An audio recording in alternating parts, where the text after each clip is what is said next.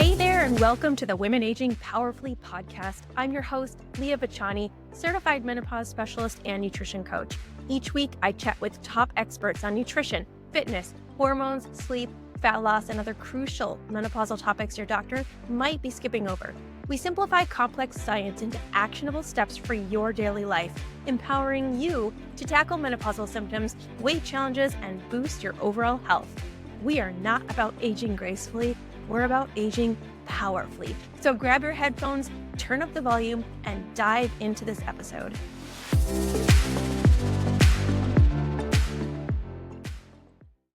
Hello, everyone. My name is Leah Vachani, and I am your holistic health and hormone coach. And I am very excited to bring to you another guest, Dr. Shivani Gupta. Hello. Welcome. Hi. Thank you.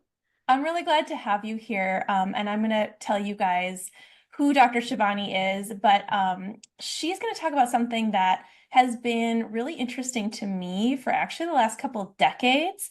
I used to work in a pharmacy which had your conventional, call it like kind of CVS Walgreens type on one half, and the other half was traditional Chinese medicine, Ayurvedic herbs, supplements. And so that was my first intro about 20 years ago into Ayurveda. And ever since then, I have been super curious. So I'm very glad you're here to shed some light on that and to kind of take a deep dive on that. But before we start, let me tell everyone listening who you are. So Dr. Shivani Gupta is an Ayurvedic practitioner, and she's an expert in fusing Eastern and Western practices that help our bodies achieve equilibrium. She completed her master's in Ayurvedic sciences, a PhD on turmeric, that is so cool, and is also the founder of Fusionary Formulas, an Ayurvedic company that helps people with inflammation and pain. So basically everybody in America. Inflammation is a root cause for many health issues, as we all are starting to know in our lives, and we have the power to overcome it. Her passion is teaching at-home remedies to reduce inflammation naturally, which will help you enjoy more energy, less brain fog, less pain, and ultimately achieve vibrant health. Yes. Okay. So Dr. Shivani has practiced Ayurvedic medicine for over 20 years. Wow. And her approach is to show you the tools in your toolkit so you can reach for them every time you need them. So that sounds really helpful. Welcome, Shivani. Thank you. Thanks for having me. Yeah. And as I said before, I'm really curious about this subject. I know very little, but I understand it's a very ancient study of medicine that's been used for thousands and thousands of years successfully. Yes. On thousands, perhaps millions, billions of people. I don't even know. Yeah. But today, I think we should really focus on empowering women over 40 with the knowledge of Ayurveda, how we use it, and unlocking the secrets so that they can thrive through menopause. So let's just start at the beginning. What role does Ayurveda play in addressing the symptoms of menopause? And how does it differ from some of our Western approaches? Sure. So Ayurvedic medicine, like you said, is a system of medicine and health and healing from India that's 5,000 years old. And it's a lifestyle. It's a practice. It's an understanding of our body. And the whole goal of it is to bring body, mind, and spirit into alignment. And as we go through our decades, back in the day, fertility wasn't as big of an issue. People were pregnant and it went easily. Postpartum was easy because they had a lot of ancient wisdom around it. And then as we aged, health was a little bit easier than it is now. Nowadays, I look at health as a battlefield. We have to pay attention to what are we being prescribed when we're younger? Are we taking birth control for too long? Did we struggle with fertility, pregnancy, with our periods and different things? Now we see this prevalence of PCOS, endometriosis, all these big things. And what's happening is that I see is we're hitting each decade inflamed. Each half decade or decade, we're getting more and more inflamed. In our 20s, we kick off inflammation. One of my mentors taught me this as in our 20s, we turn on the light switches of inflammation. Whether it is all-nighters, maybe it's what we eat in college, heartbreaks, stresses that happen in our 20s, we just turn them on. But then we hit our 30s. We hit our 40s. All of a sudden in your 40s, you start to really feel things. Brain fog, hormone off, energy level off, aches and pains, harder to work out, harder to recover. All sorts of different issues start stacking up. And we think it's just aging. All my friends are like, gosh, this is aging. This sucks. I'm like, it's not aging. it's inflammaging. And if we don't address inflammation, everything's just going to get louder and louder as we hit each decade. And so where I think Ayurveda is so powerful is it's a lifestyle, it's a practice. It's the ability to reduce inflammation, support the lymphatic system, build gut health, live in rhythm with circadian rhythm, support our hormone health at a level that we don't even think about nowadays. And by doing so, then as we're entering perimenopause and menopause, which are rough phases for a lot of us, we have a bigger toolkit available to us to help us stay balanced and nourished and calm and whole and not experience symptoms at the rate that a lot of people are feeling these symptoms. Did you say inflammaging in there? Yes. Okay, I love that term. I've heard it a few times before. I know that we're going off on a tangent here already, but can you just drill down on that a little bit? What does it exactly mean? So we are, as a society, so inflamed. And I think of chronic, low-grade, persistent inflammation as this forest fire that's damaging us within our bodies. And until it gets really loud, until the fire alarms are really blaring, we don't hear it. And what we don't realize is there's a lot of things that can cause inflammation. I can be at the gym, lift too heavy, cause a right hip pain, which I did a few weeks ago. And that's my body saying, I'm inflamed, I'm inflamed. The problem is nowadays, instead of just recovering as we age, we have less resilience, we have less ability to bounce back and recover, but also we're bombarded by so many factors that cause inflammation. Those include viruses and bacteria, cigarette smoke, food that's fried, inflammatory foods like the seed oils and processed food, all these chemicals and pesticides and herbicides that are put on our food that's so damaging to the body. Stress causes inflammation. Not sleeping properly causes inflammation. And the list goes on and on. Like I have a whole chart of all the things that cause inflammation. But imagine anything the body receives and says, I don't know what to do with that. That's your body saying, I'm going to respond with inflammation to push away whatever that thing is. And so our own fragrances, our own skincare, our own cleaning products, our own Teflon pans, like the list is kind of crazy. And so knowing that our body is going to kind of be under attack in many ways, which we can see with the prevalence of autoimmune disease right now, indicates to us there's something afoot, there's some reason why the body's not responding the way it should. And that inflammation over time is stacking up. And when we hit our 30s, 40s, 50s, 60s, and we start saying, gosh, this is not working, everything hurts. I've got significant brain fog. My gut is off, my hormones off. I can't eat so many foods I used to. These are all signs to you that inflammation is on board, and it's not aging, it's inflammaging. That's the problem. It's So, inflammation that's yeah, causing the aging symptoms that you think are aging. interesting. You just alluded to the fact that inflammation can play a role in menopausal symptoms as well. Absolutely. Absolutely. Inflammation plays a role in everything because when inflammation is affecting our gut health, it thus affects every other system. Because Yeah. gut health, according to Ayurveda, is the center of all health. And we think of our gut as this gut digestive fire or campfire within us that's ready to process and take the nutrients from whatever we consume and expel the rest. The problem is nowadays the gut is backed up, slower, it's inflamed. We've got leaky gut causing so much inflammation in a majority of the population. And so that problem is going to affect every other system. We talk about Yeah. brain fog, gut is brain. We talk about hot flashes, night sweats, all these things.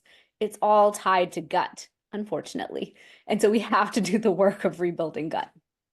Yeah, and I think that the audience listening is fairly educated in like the knowledge of inflammation is out there, it's affecting me, and I think they're all ready to also now hear you go into why and how. Sorry, not the why, past the why, but the how. So in the lens of Ayurvedic medicine, I know you mentioned doshas at one point, I think. Like, can you talk about how women can maybe regain control of their sleep, their mood, their energy, and their weight in menopause through Ayurvedic medicine? Absolutely. So from Ayurveda, I've built my own system called elemental design. And I built this because Ayurveda is actually really vast, really complex. It covers all the subspecialties, obstetrics, pediatrics, like everything is in Ayurveda. Thousands of years, they already knew how to treat and manage so many diseases. But from Ayurveda, I chose to pull out all the stuff we need as women to be preventive and to build a balanced, healthy life that's nourishing. Because as a mom, as an entrepreneur, I was like, I know what we need from this to actually win at our health. And that's what I've worked with for the last 20 years and worked with my clients on till I kind of formulated the exact right system for us. And so Wow. that encompasses knowing your dosha or your individual mind body constitution, because that's driven by the 5 elements of nature. So either you're going to be more air ether, or you're going to be more fire, or you're going to be more earth water. But that dictates how you eat, when you eat, your lifestyle practices, how you hydrate throughout the day with cold versus warm foods and beverages. So there's so much to your mind body constitution. Then I teach about gut health, because gut health is the center of all health, which modern science is now proving. We talk Mhm. about gut microbiome, gut brain axis, and Ayurveda already knew that thousands of years ago. So we have a lot of protocols and a lot of tools for healing the gut and managing gut health over time.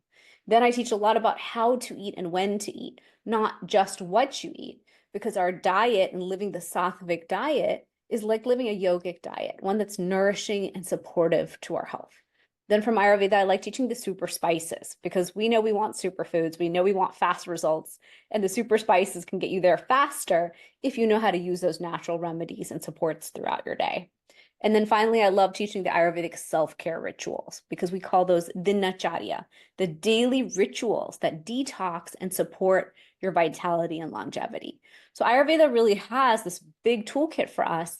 And then finally, my last piece is circadian and sleep. Circadian rhythm is from Ayurveda.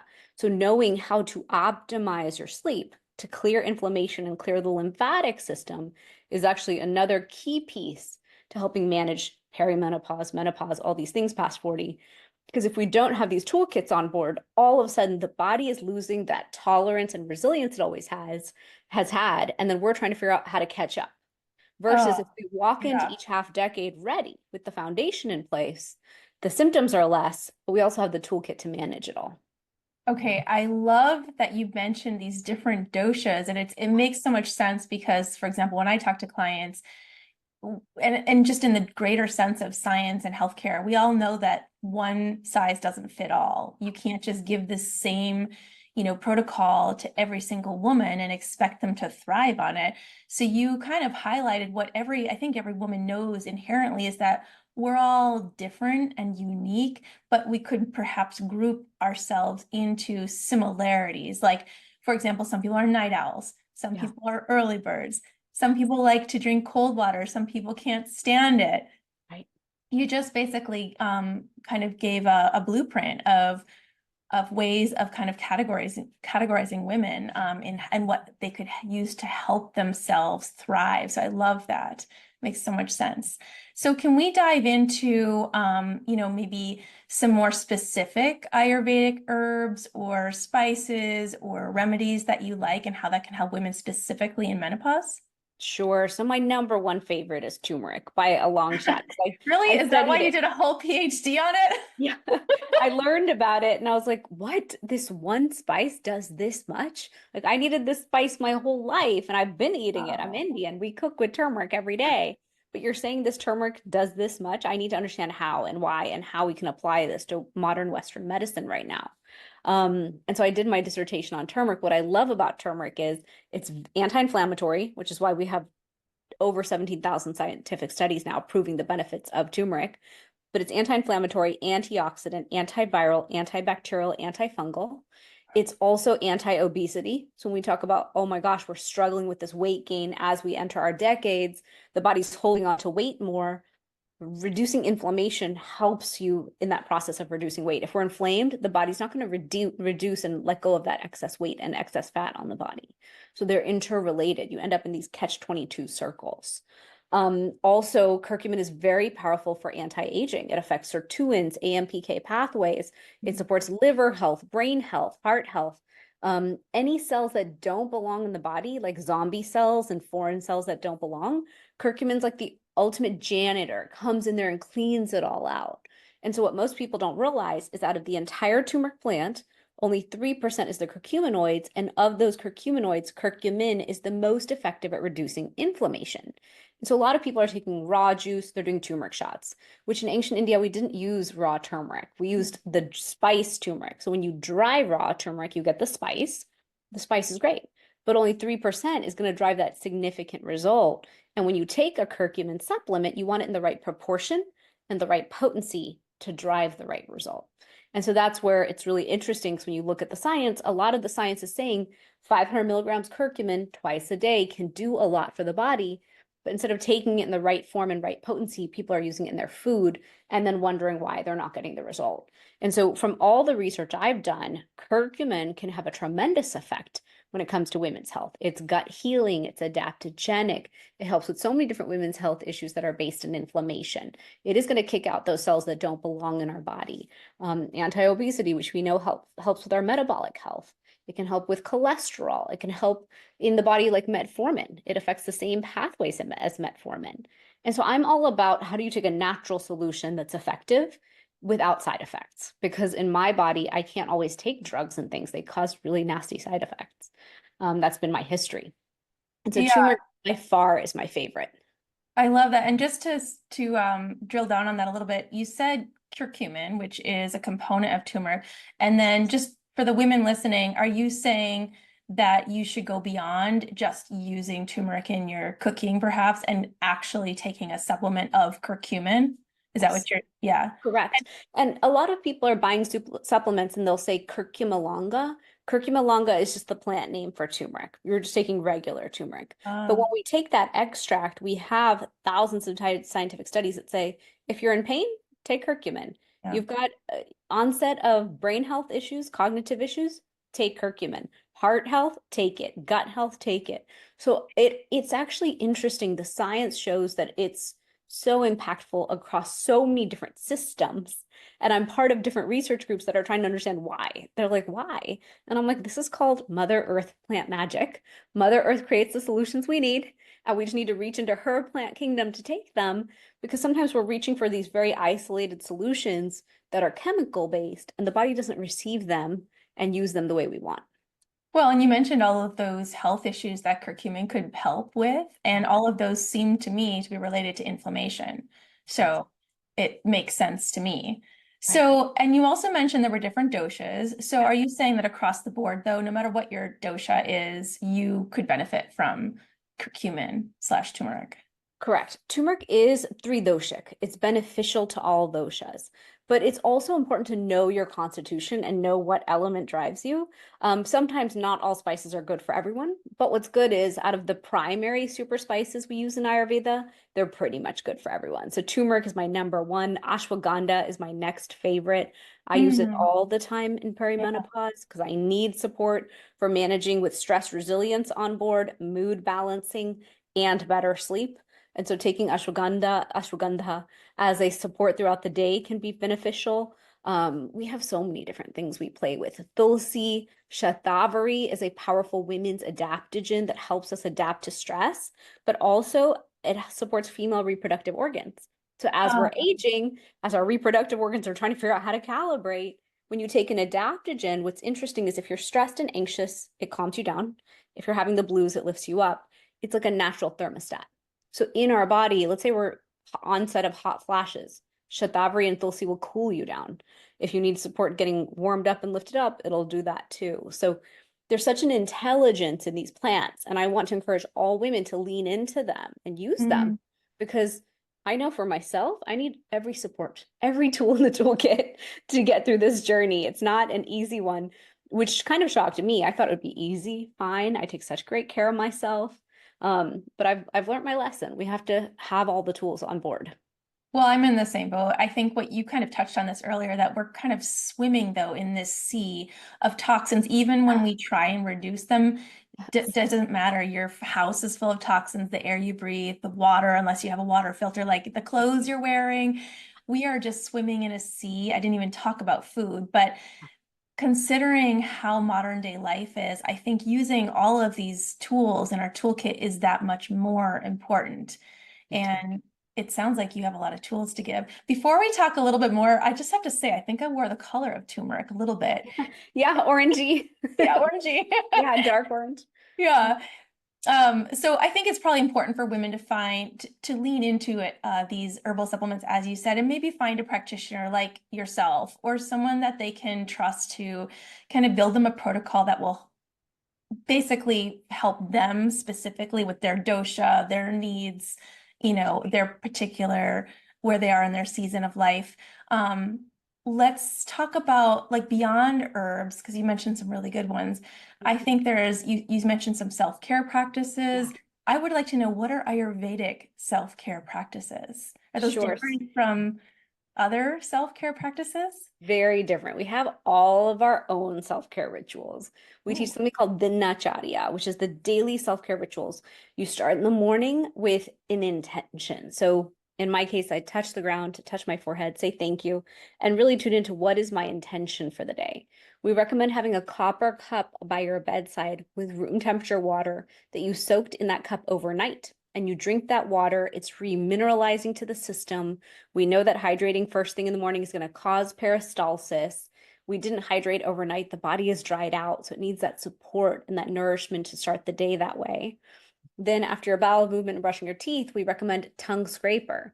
So a copper tongue scraper is an easy way to detox the body every single day gently. You just hmm. take that copper tongue scraper and you gently scrape the tongue 7 to 14 times.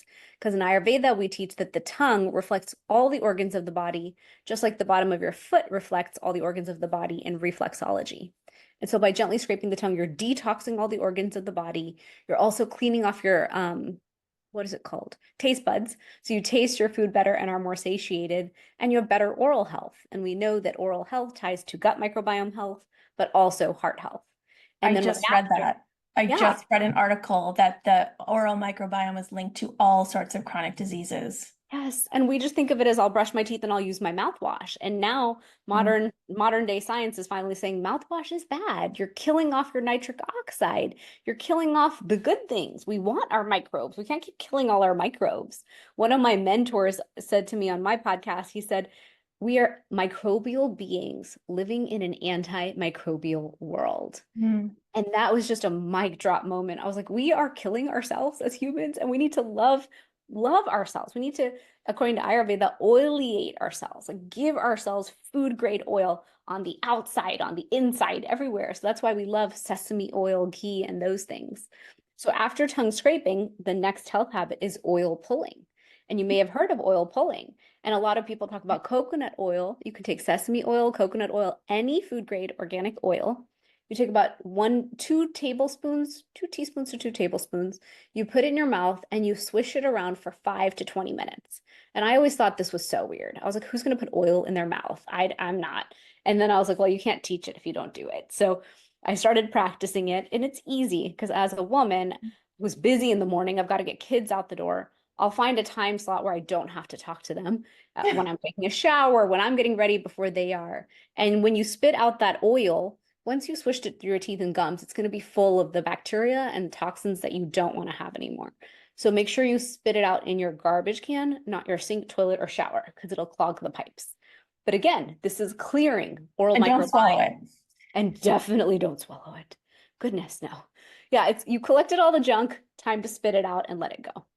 Confession time. I just tried pulling for the first time like a month ago because I was like, well, I've heard of this and I'm trying to, preach all these holistic health Yeah, biohacks. And I'm like, there's actually studies too that show that it's incredibly effective.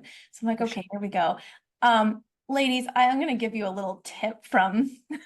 someone that failed royally the first time. Is I took a whole heaping tablespoon and it was way too much for me personally. So Oh, I would suggest starting with like 1 teaspoon or 2 teaspoons, like just kind of, yeah. And it easing. was much, when I got done with the first session, I have to say, I felt the difference. Right. It was Exactly. incredible. I had a whole different mouth feel and my Yeah. teeth were whiter. I swear after a week, my teeth were whiter. Awesome. That's great. Yeah, and that's the thing is these are all simple self-care rituals. They're inexpensive. You buy a bottle of oil for 3, 4 bucks at Whole Foods, organic, and it can last you for months. Yeah. But each of these things adds up. And so the point of Ayurveda is we're saying we all carry a toxic burden. It's normal just by living modern day life. Even in the past, there were toxic burdens. But by doing these things, you're removing that accumulation daily, which means when it comes to a seasonal detox or an annual detox, you've already done the groundwork. You've already taken out the interference. You've reduced the weight on your lymphatic system. You've reduced that impact of inflammation. You've supported yourself. And so all of a sudden the body's going to work better. And we want it to work efficiently as we age, but this support will help it be more efficient. Oh, it's so good. And all of these, I like that you touched on the fact that these are, you can start with one daily Yeah. practice and then maybe add another one, and then they become this sustainable plan for your healthcare. And it's healthcare that you are empowered now to take charge of rather than just going to your doctor and waiting for some results or a diagnosis, God forbid, and then you have to take action. I like that you're promoting basically taking charge of our own health in all these super simple and efficient ways. Very much so. I think we're sovereign in our health and we forget that. And as women, we've been dismissed, forgotten, not studied in clinical science data for decades. And I find it frustrating. Like we need to build and own our own toolkits to build our health because oftentimes we're not being given complete answers to optimize our health. I know for myself, I've gone through 3 functional medicine doctors. When I go to a primary care, I'm disappointed. I'm not getting the support I need. And then finally, I have to reconfigure everything to get to where I want to be. And right now, I have a great dream team in place. I've got my hormones, replacement therapy, everything is great. But it takes time to calibrate and build that. But at least the foundation of Ayurveda will give you preventive health, reduction of inflammation, all those things in place so that we don't take such a hit as we go through these decades. Yeah. Well, while I have you here, Shivani, I want to talk a little bit more about specific Ayurvedic practices or beliefs because, as I mentioned before, we don't hear a lot about that in typical American society, or I know people are kind of tuning in from all over the world. So if you're in India, you probably know more than I do. But, Yeah. for us, especially Americans, what are some typical like foods that would be maybe, you mentioned like eating warm versus cold, eating earlier versus later, or timing of eating. Could you talk a little bit more about that? Sure. So Ayurveda teaches us that nature's clock, the circadian clock, is the clock by which we live.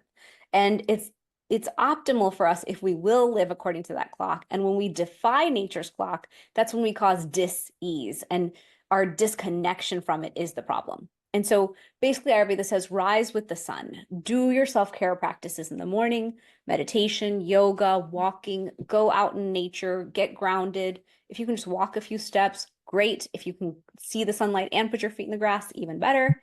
But whatever you can do to get outside. Maybe you have your morning coffee outside on the back patio, and that's your thing to start. I believe in starting small to get the habit going.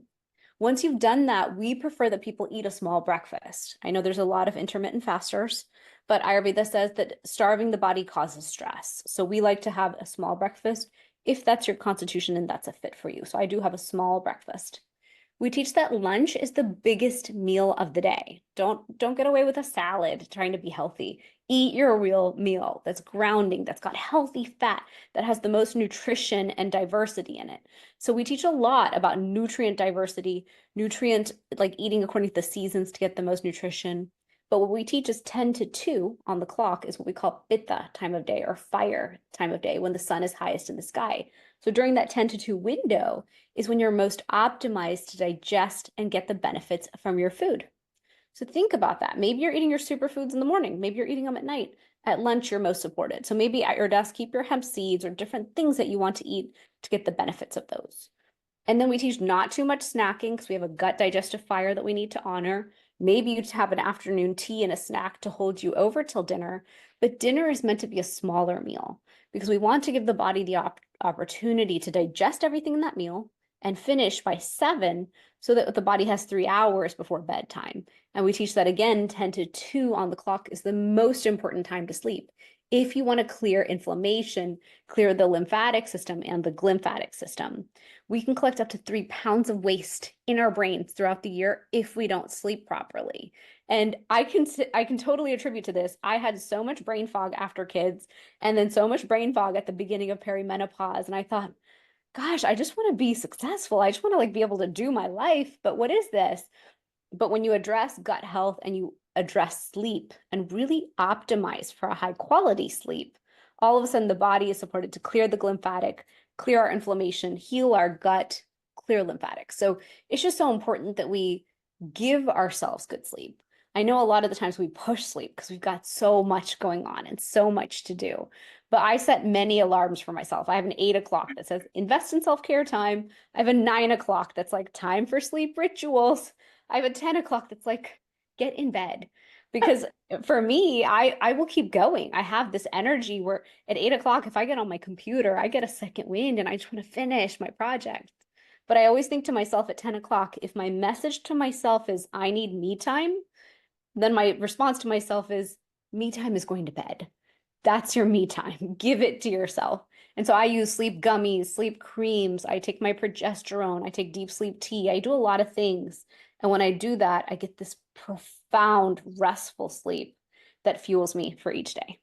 Wow, that was really interesting. And when you were talking about when you're supposed to eat your bigger and your smaller meals, our society has really set us up for failure in that respect. I mean, if you look at modern day, at least American society is what I know, we're kind of geared towards grabbing a quick breakfast on the go and then probably lunch on the go, or you have like a tiny little window in your work day to fit it in and scarf down some food. And then we all sit down to like bigger, sometimes nutritious, sometimes less nutritious meals right before bed. Yeah, Yes. that's all backwards. Right. And Okay. that cultural shift, if we can make it for ourselves in our home, can be really, really beneficial. But it's about honoring lunch. And in my case, I have a good afternoon snack, and that supports me to have a smaller dinner. So it sounds like we get to be architects of our own life to kind of design a life that can better adhere to supporting our digestion. When we have I like the fire, the digestive fire. I love that term between 10 and 2. So everything is possible. We just have to make those small shifts towards a bigger goal. Absolutely. I think of it as life design. I love that you said architect. Like, what a beautiful way to think of it. We can make a blueprint. We can design it to be optimal for ourselves, for our elemental forces that drive each of us. We each have a primary and a secondary one. And then once we know that and bring it into the window, the construct of circadian rhythm, all of a sudden you're in rhythm. And when you feel really good because your health is on point, your digestion's on point, inflammation is down, your brain is on fire and working on all cylinders, and your energy is too, then all of a sudden everything's easier. And so whenever you get out of rhythm, then the conversation's like, what did I do to be out of rhythm?